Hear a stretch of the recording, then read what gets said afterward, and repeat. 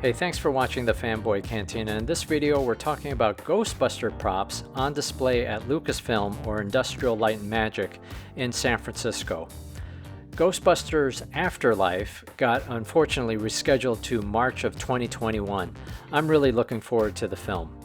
So I thought it'd be fun to share pictures of Ghostbusters props from a tour that I went on of Lucasfilm a couple years back. This will be part of a longer video, and in that longer video we'll explain how I got access to visiting Lucasfilm or Industrial Light and Magic, as well as the many different props that I saw. Here you can see Jurassic Park's Tyrannosaurus Rex armature. There's props from Star Wars and other films, E.T., Die Hard, the Scorpion King. It's really cool. The Mummy. So please subscribe now. I'm looking forward to sharing that video.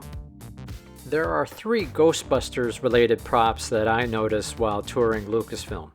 The first that you see on the screen is Slimer. And you can see that Slimer has seen better days, but it's interesting to see, in today's world where there's so much CGI and special effects that are used, that here is a physical prop, and there's so much technology, so much hydraulics and other mechanics going on underneath this physical prop.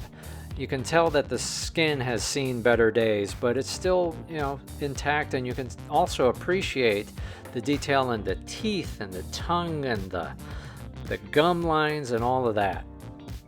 Here in this version of Slimer, that green skin has gone to the wayside. I don't know if it deteriorated off or they deliberately took it off, but you can better appreciate the skeletal structure of Slimer as well as the mechanics beneath it.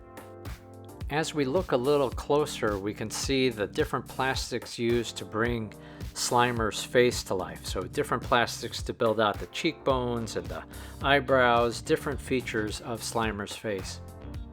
It's interesting to note as you walk through Lucasfilm or Industrial Light and Magic, many of these props are from like the 80s or the 90s, at least in terms of physical props. And that kind of makes sense because as you get into the late 90s or the 2000s, that's where more of the work is digital, right, in terms of these visual effects. But it's really nice to be able to see these props up close and really appreciate the amount of detail and attention.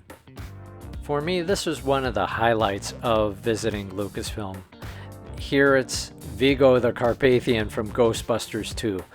This portrait is enormous, just like in the movie, and it is one of the several paintings that were used in Ghostbusters 2.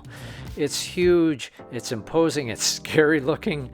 Off to the side, there's this little print from Scott C., an artist known for his Great Showdowns artwork.